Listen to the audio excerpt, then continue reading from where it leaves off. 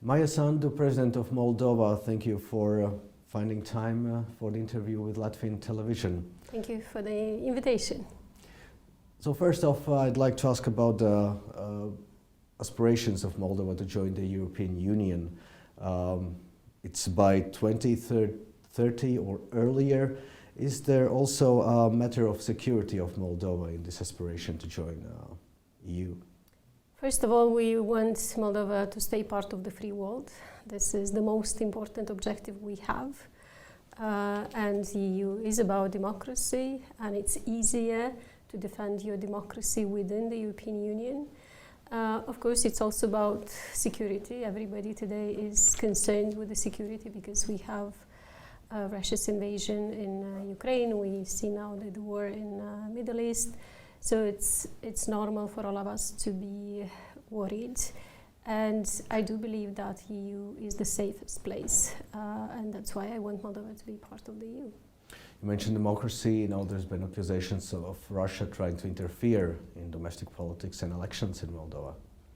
Russia's interference in Moldova's election processes and in between has been brutal. We have experienced this 3 times in the last 2 years during the EU accession referendum, during the presidential elections and parliamentary elections.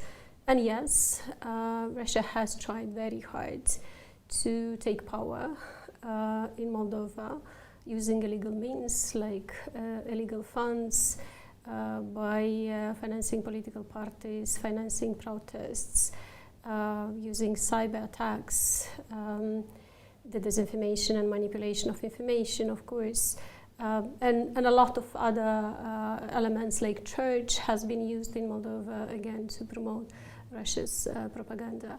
But the Moldovans have become more resilient. They've managed to see the danger of this interference, and in the end, they've decided for Moldova and for themselves and didn't allow Kremlin to choose on their behalf. There's concern across the region, I suppose, also here in the Baltic states about that Russia trying to interfere in domestic processes. Is that a big concern for region in general, do you think? Not only for the region. I've been listening recently about countries in the Western Europe talking about cryptocurrency and how it is being already used by Russia to undermine the democracies and especially to interfere with the elections. So this is a very serious issue, and I do hope that all the countries will take it seriously, because in the case of Moldova, Russia's interference has been brutal and it was easier for the people to see. In some other countries, it might not be all the elements of this interference, but there might be elements which are more difficult to see, like the manipulation, the foreign manipulation of information. And then it's more difficult for people to understand how to protect themselves. It's a more covert and nuanced Indeed. operations. You are a country which shares a quite long border with Ukraine, where Russia is continuing its invasion, and you have had a number of mostly Russian drone incursions into Moldovan airspace. Just a couple of nights ago, also this week, there was an incident somehow also crashed in Moldova. How do you deal with those incursions? Is that an increasing threat? Well, Moldova is safe today thanks to the bravery of the Ukrainian people. We owe them our peace, but indeed the war is affecting Moldova to some extent.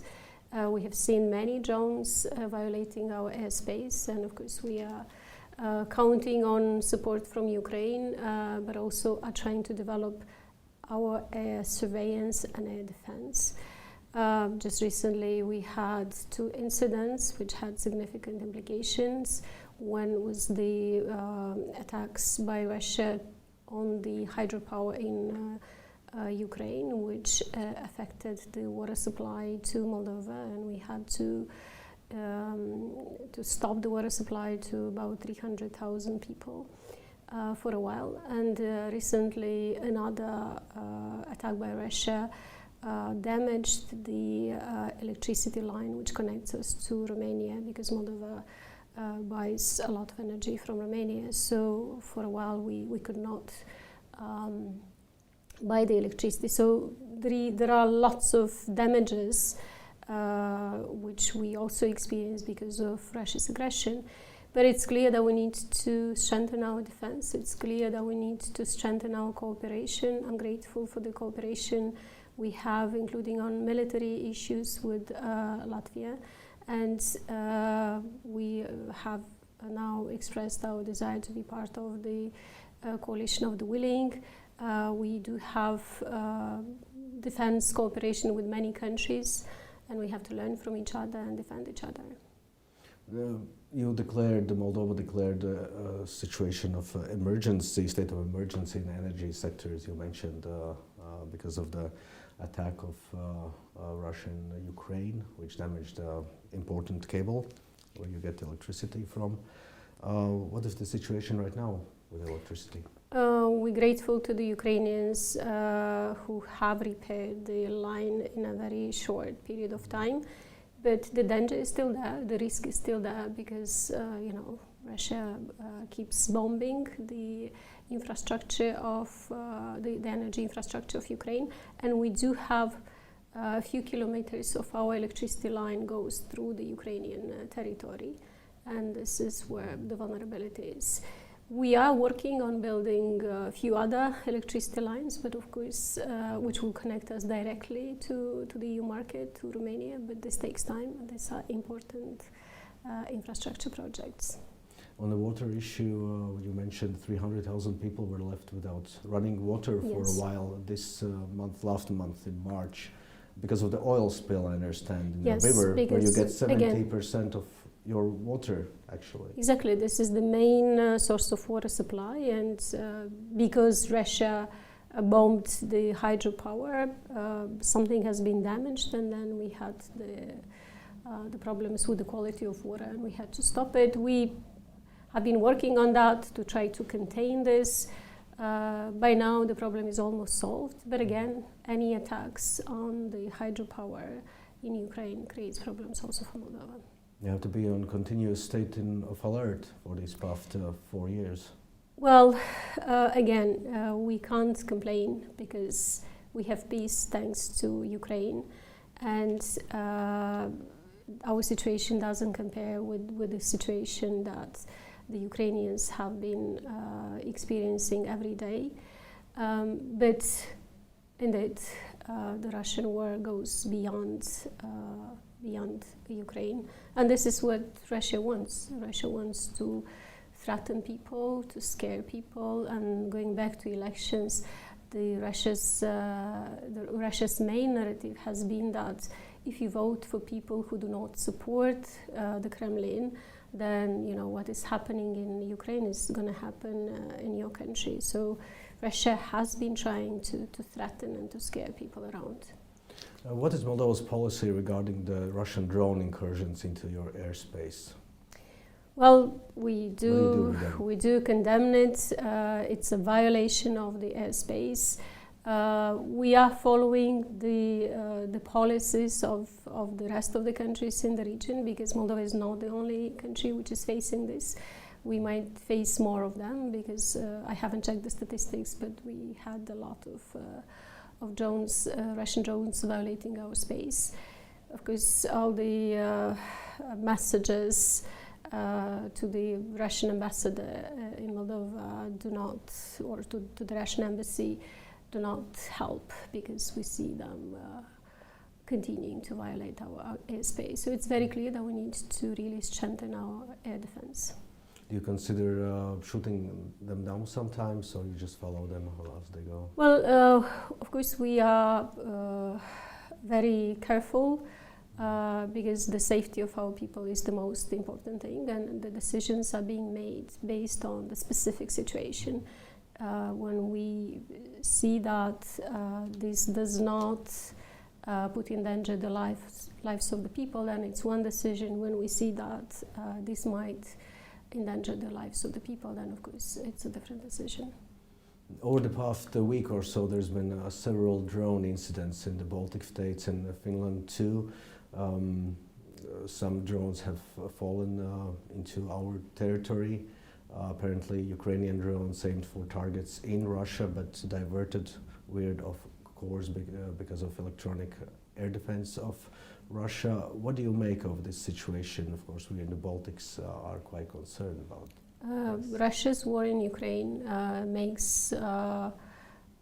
is becoming dangerous for all of us. Russia is the only country to be blamed. Russia is the aggressor here. And we need to strengthen our defense, but the best thing that we can do to strengthen our defense is to help Ukraine. How do you see the perspectives of the Russian war in Ukraine? Do you see a just end to it? I don't believe that Putin wants to end the war, so I know that there are peace talks, and I'll be happy to see the end of the war, but I just don't believe that Putin wants to sign a peace talk now, a peace agreement now. I believe Russia can be forced to sign a peace agreement only when its economic situation is going to be bad enough, and for that the sanctions should continue. Transnistria, there's about 1,500 Russian troops stationed there, and there's been some news that Russia might want to increase that contingent there, and including EU has stated that withdrawal of Russian troops from Transnistria would be essential for European security. What is your assessment of the Russian troop presence in Transnistria, the assessment of threat of those Russian troops there? I would like to remind that the presence of the Russian troops in my country is illegal. There is no way for Russia to increase the number because we control the entrance, and on the other part is Ukraine, and Ukraine would not allow the Russians to enter, so that's not an issue now. And even though the number is the one you said, but literally the Russian officers account for a smaller number, like a couple of hundreds, because the rotation has not been allowed since 2014, and that's why instead of or in place of those who are leaving, they were hiring people from the Transnistrian region. So these are not all Russian troops. But in general, this is an issue, of course, because this is the illegal presence. Russia is the only country which does not respect our sovereignty, which does not respect our neutrality. And of course, Moldova has been calling for the withdrawal, for the peaceful withdrawal of the Russian troops all this time since independence, and will continue to do so. Now the war in the Middle East, what is your take on this war? Of course, it has affected the world globally, increased energy prices. What are the effects of this war in Moldova? Well, the effects are going to be pretty big. They're already big, but the projections show that given Moldova's structure of the economy, the dependency on energy resources, the impact is going to be pretty big. So, of course, we would all like to see it come to an end sooner than later. Do you take some steps, the Moldovan government, to ease? Yes, we do have an emergency situation now, trying to help the farmers because, of course, this is the farming season is just starting. So short term, we're taking some measures, but if the crisis will last, then this is going to have significant impact on our economy.